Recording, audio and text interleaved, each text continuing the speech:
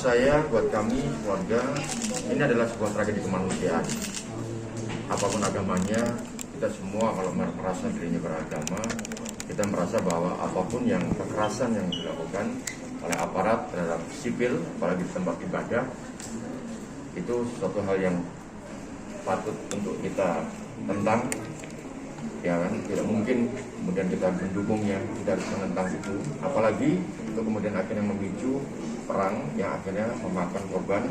Tadi seperti yang dikatakan kepada Pak Suhaib dari Bos Palestina, ada sekitar 200 orang warga yang meninggal dan anak-anak itu meninggal lebih dari 40 anak-anak. Jadi beliau menyebutkan 40, tapi ada beberapa media menyebutkan 60 anak-anak.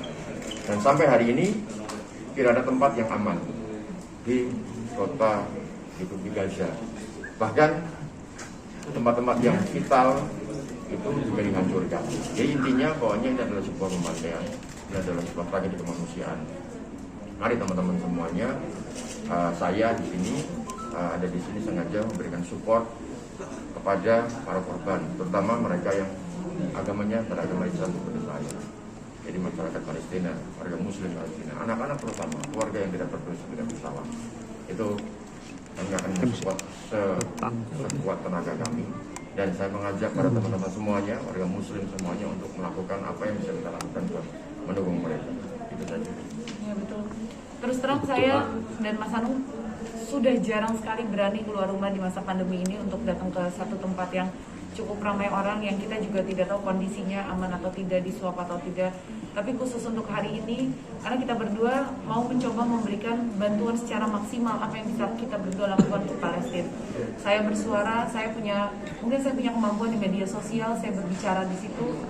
Mungkin Mas Anung juga akan punya cara lain juga selain di media sosial, mungkin bisa bikin satu tayangan atau apapun itu. Tapi apapun yang bisa kita lakukan selain berdoa, berdonasi, kita akan lakukan. Apalagi mengingat kita juga bangsa Indonesia, kita pernah merasakan terjajah. Bagaimana sakitnya, bagaimana beratnya. Nah, ketika kita sekarang dalam kondisi merdeka, kita harus membantu semaksimal mungkin apapun yang bisa kita lakukan. Bersuara, jangan diam. Karena dengan kita bersuara, jangan cuma berpikir, suara saya nggak terlalu banyak, follower saya juga cuma sedikit. Karena dengan kita bersuara, kita menyadarkan orang-orang bahwa sedang ada pembantaian di Palestina. Mbak melihat banyaknya tadi anak-anak melihat video foto. 2 hari pertama saya masih sanggup melihat semua berita, video, foto, tapi udah makin kesini kita aja yang jauh sudah di titik aku pribadi udah di titik nggak kuat untuk melihat semua foto dan video. Tapi saya tetap harus membuka mata, tetap harus melihat, tetap harus menyuarakan. Rasanya itu kadang-kadang mau nge-repost aja berat banget karena videonya, fotonya itu terlalu sakit untuk dibagikan. Tapi ya orang-orang di luar sana harus melihat kekejian yang dilakukan oleh Israel gitu. Kita harus lihat apa yang mereka lakukan gitu. Jadi ya tetap membuka mata, melihat berita. Tapi mungkin kalau untuk men-share video yang buat saya juga terlalu berat, saya nggak sanggup untuk membagikan. Karena nggak ada titik manapun tadi yang saya tanya.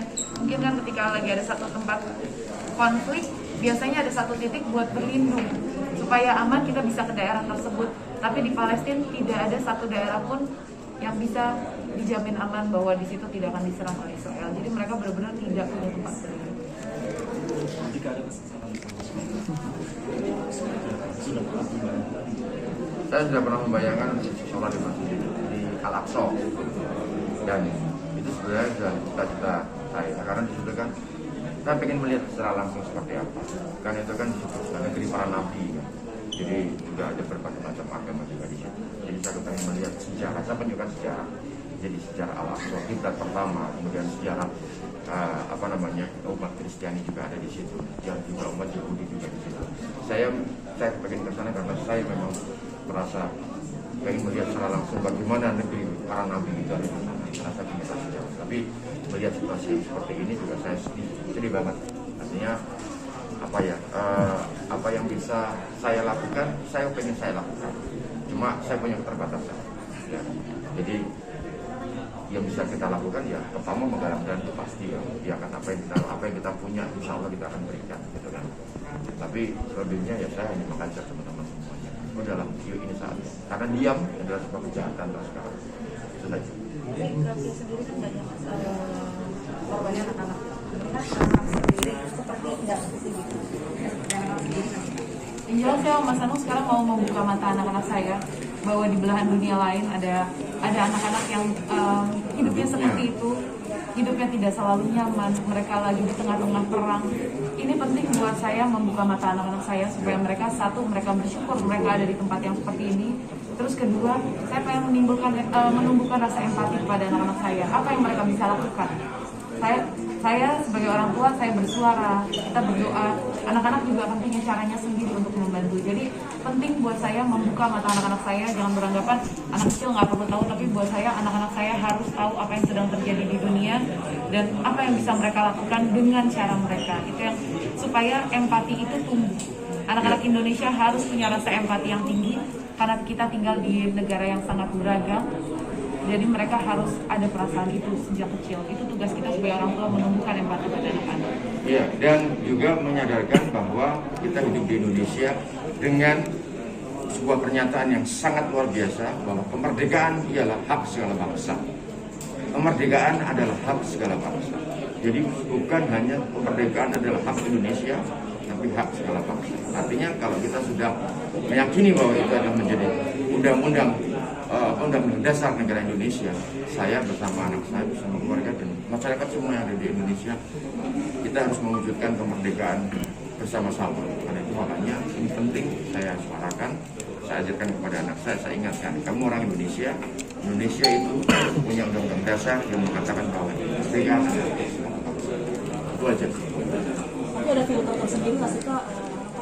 Juga si anak kan masih terlalu dini untuk mengerti dari kekerasan-kekerasan yang dilakukan seperti itu.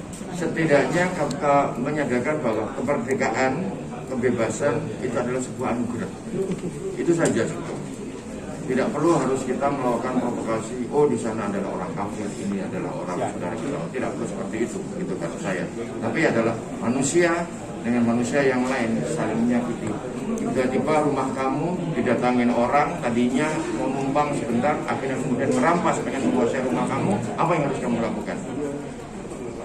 Dan apalagi perampasan itu menggunakan kekerasan.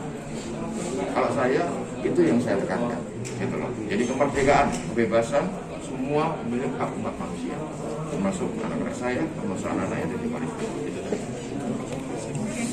Terima kasih.